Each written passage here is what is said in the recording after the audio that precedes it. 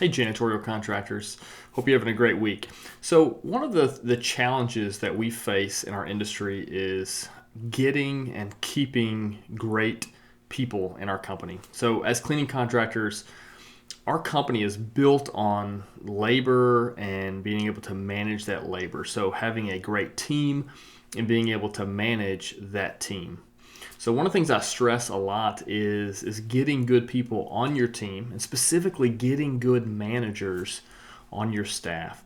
So I'm of the firm belief that the area and project managers or supervisors are the key to us being successful and doing a good job with what we do in terms of serving our customers well day in and day out. But one of the challenges is getting good people and then keeping those people. So oftentimes if we make a couple of mistakes, it's we hire somebody that's probably not as qualified as they should be to be in that management or supervisory role, or we hire somebody that has a pretty low ceiling and they can't go much beyond overseeing a few jobs. And then sometimes when we think about really stepping up our game and get a high level person, oftentimes we get somebody that's maybe a little too overqualified. But if we get that right person in the middle, someone that's got a much higher ceiling than where they're at now, or someone that can be molded or trained into a higher level position in the company, oftentimes we struggle to keep those kinds of people.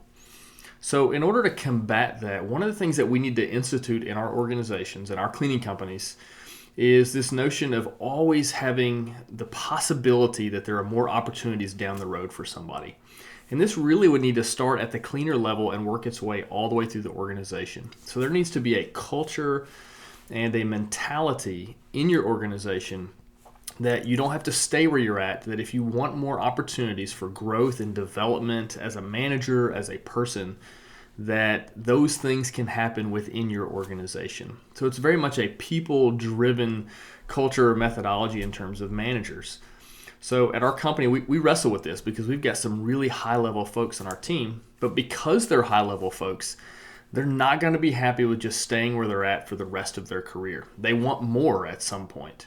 So if things get monotonous and they're doing the same thing day in and day out, year after year after year, it's very likely that you're not going to get to keep the kinds of people that you want on your team. And that requires you to number one, to always be growing so that you're pushing the boundaries and expanding the organization. But number two, it means that you need to create opportunities for growth within the organization. So usually growth can help with that. All right. So when we are growing, one of the things we want to let people know is that the reason why we're growing is that we're wanting to create more opportunities for people within the organization. So the growth is not just about me and the owners making more money, but it's about creating opportunities within the company for the team. And growth makes that possible. And so we need to help people see that. But also we need to, at some points in the growth process, design some of that growth or those plans around some of those people that want to grow themselves. So for instance, in our organization, as we begin to expand a little bit geographically, we've identified a couple people that would like to advance in their career, and we're trying to craft operational positions in alignment with our growth so that those individuals at our organization have opportunities to rise up to the occasion.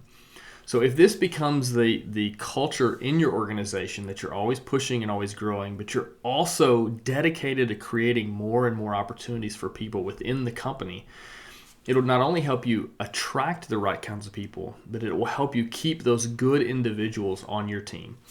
And you can do this within the HR department, within finance, on the cleaner level, with your managers and operations people, and even with sales and marketing.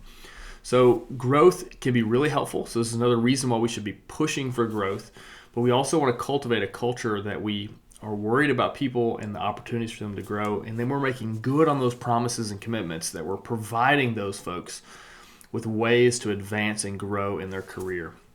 So we want to set the bar high in our industry so that people look at this industry as a place that's viable and somewhere they can have a very successful and fulfilling career. And there's no reason why we as cleaning contractors can't do that in our own organizations. So begin thinking about that and processing that, and think about how that might apply to your own company. No matter your size, If you're growing and you're advancing, you can create this kind of culture in your organization and get and keep those people that you want that are going to help you take it to the next level.